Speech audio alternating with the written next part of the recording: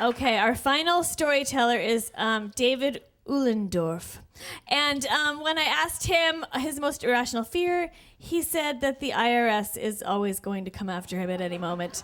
Even though he actually has nothing to hide, he just has a fear of this, and so he spends a lot of extra money on accountants to stave that off. Please welcome David Ullendorff.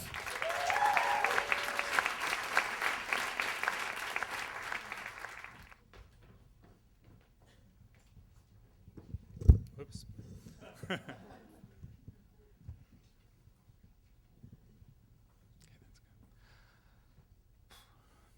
When it comes to safety, my wife and I were in two different camps. I tend to leave windows open. I forget to lock doors. She's convinced that there's people hiding in the bushes just waiting to get us at the first chance they get. And one of the things that drives me crazy that I tease her about is, like, she'll go shopping to the market and she'll bring home the groceries and she'll unlock her car, take 2 bags of groceries out of the back seat, walk up to the house, unlock the house, bring the groceries in, lock the house, come back to the car, unlock the car, take 2 more bags out, and just kind of shuttle back and forth like this. And, I just think that's crazy. I refuse to do that. And about 13 years ago, we bought our first house in a nice little quiet neighborhood in Los Angeles. And it was a really beautiful little cottage. It was like a little Irish cottage, and it had a big sycamore tree in the backyard. And the branches came up over the roof of the house, and we just loved that little house, and we called it Sycamore Cottage. And everything was great except for our next door neighbor, who seemed a little crazy. He had this habit of anything in the neighborhood that he didn't like if he saw a stray animal that didn't seem to belong to anyone, or graffiti on a wall, or a pothole, anything that bothered him or didn't belong in the neighborhood, he would go and he would videotape it. And this is what he did. But the thing that really kind of freaked us out were his Halloween decorations. Normally, most of us in the neighborhood would put up, like a rubber skeleton, and we'd buy a witch from Costco, and that was it. He would put what looked to me like real human skulls outside of his house. He would have real, hatchets hanging from the wall with what looked like real blood dripping from them.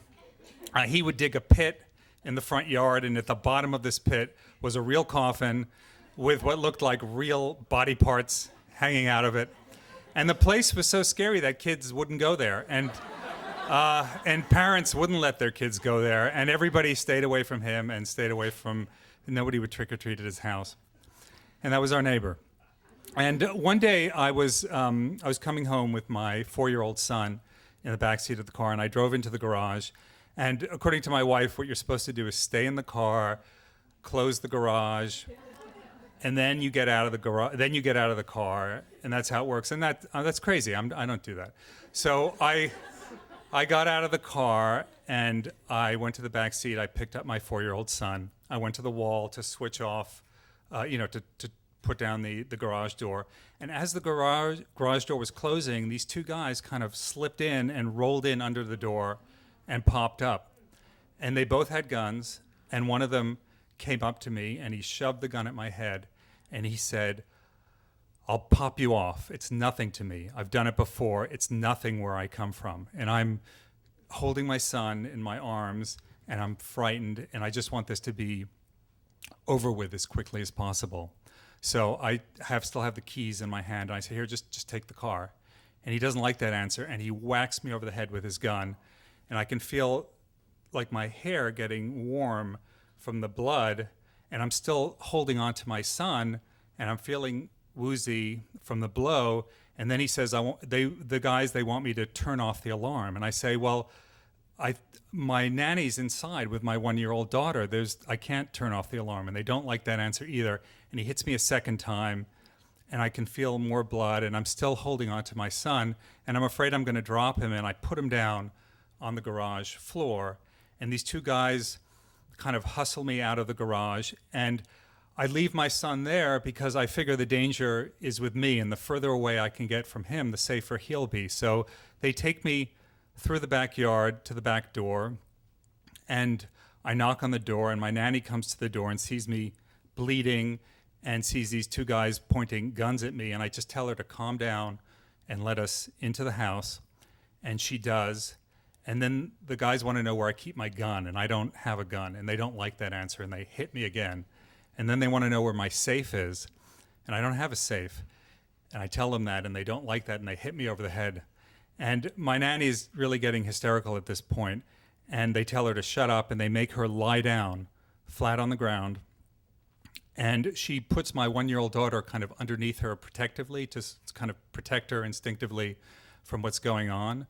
And then I have this surreal conversation with these guys. I'm trying to come up with something for them to steal. We have silver that my wife's grandmother gave her. So I say, well, why don't you take the silver? But that's too heavy. They don't like that, and they hit me again. And I say, well, what about the TV? Take the TV. And they don't like that answer either. And they hit me again. And with each blow, I'm really having trouble staying conscious. And they take the three of us, my nanny, my 1-year-old daughter, and myself, and they put us in this little closet in the hallway, and they close the door, and they tell us if we come out, they're going to shoot us. And we're sitting there in the dark in this little closet, and we can hear the guys ransacking the apartment. And I'm sitting there, and I'm bleeding, and the nanny's sobbing, and I'm remembering all of a sudden that a couple of weeks ago at a Kookaroo, which is a fast food place in Los Angeles, they had been a shooting there. Somebody had come in when they were closing down at 1 or 2 in the morning and had made the 3 guys who were working there closing down the place, made them get down on their knees, and had shot all 3 of them in the back of the head and killed them. It was an assassination. And my wife had completely freaked out about this, and I remember telling her that, that it was probably gang-related or drug-related, that it's another world, that's not our world. We don't live in that world, and that don't worry about it. But sitting in the dark in the closet, it feels to me like that world and my world have now sort of come together. And what scares me is that these guys are not wearing masks. And I've seen their faces, and I know that when you've seen their faces, that's bad. They'll shoot you at the end of it. And I'm also thinking about my son, who's probably still in the garage, and I want to go out and rescue him, but at the same time, I don't want to get shot. And I always thought that when it comes to one of my children, that I would put my own life in danger for their sake. But now, sitting in the dark there, it's not so easy. I don't want to die. I don't want him to die, but I don't want to die either. And it feels like it's sort of like Sophie's Choice, except I'm one of the choices. And I'm thinking that my wife probably would have just rushed out, damn the consequences, and would have gone to her son. But here I am sort of weighing it and afraid that I'm going to get killed if I try and help him. And I'm feeling very, very, very, very guilty about that. And all of a sudden, we hear a cell phone go off inside the house. And then about a minute after that, nothing. And I'm thinking, what's happened? Maybe they're gone. And I get up to leave, and my nanny doesn't want me to leave. She says we're all going to get shot, and she pulls me back down. But I leave, and I go out into the house, and the house is a mess. But the guys are gone, and I go out into the garage, and I find my son on the garage floor. And when I had put him down, at first it looked to me like he was sleeping, which seemed odd. And now that I've come to him back, he still seems to be sleeping. And I'm thinking, how is that? Did he just sleep through the whole thing?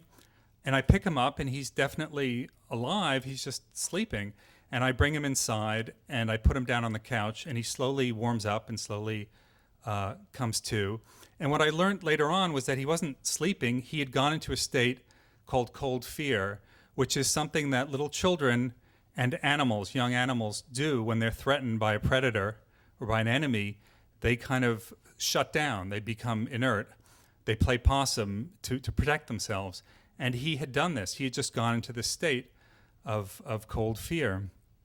And I called up my wife, and I called the police, and they took me to the hospital, and they stitched me up. And when I came back to the house, It looked like a crime scene out of CSI. There were little markers where all the blood was and that sort of thing. And I learned that what had happened was that there was 2 people inside the house attacking me, but there was a third person in a escape car outside, waiting outside. And he was like the lookout.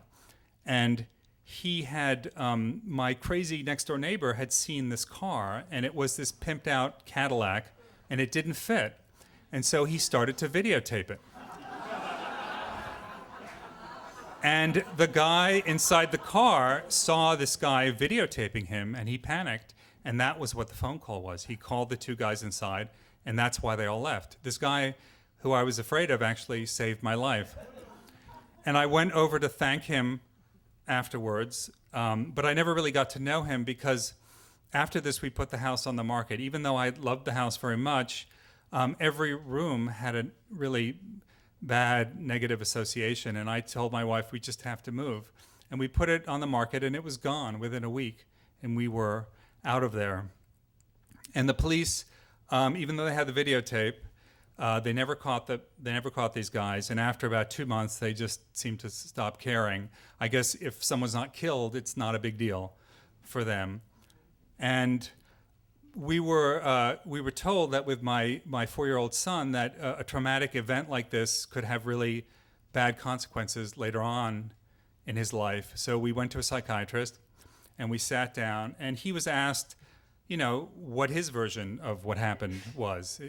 And according to him, we were attacked by these evil toys, that these evil toys had come to the house, and they would harm grown-ups because they were evil. He could see that I had been hurt, but because they were toys, they weren't going to hurt children. Toys and children have this special relationship, and toys will not hurt children. So in his mind, he was perfectly safe. It was the grown-ups who were in danger. And it's been about 10 years now since this happened, and you'd think that I would have learned my lesson, but my old habits sort of slipped back. I have to say I still leave windows open. I sometimes still forget to lock the door. And when I talk about the incident with my wife sometimes, I unconsciously will refer to it as the accident, at which point she reminds me that it wasn't an accident, it was armed robbery. And I guess I ended up dealing with it very much like my son. In his mind, we were attacked by toys which weren't going to harm him. And in my mind, it was an accident, as if it was free of human malice. And, I know that the world can be a dangerous place, and I know that bad things happen, but I still don't believe that there's people hiding in the bushes to get me. I just can't live like that. Thank you.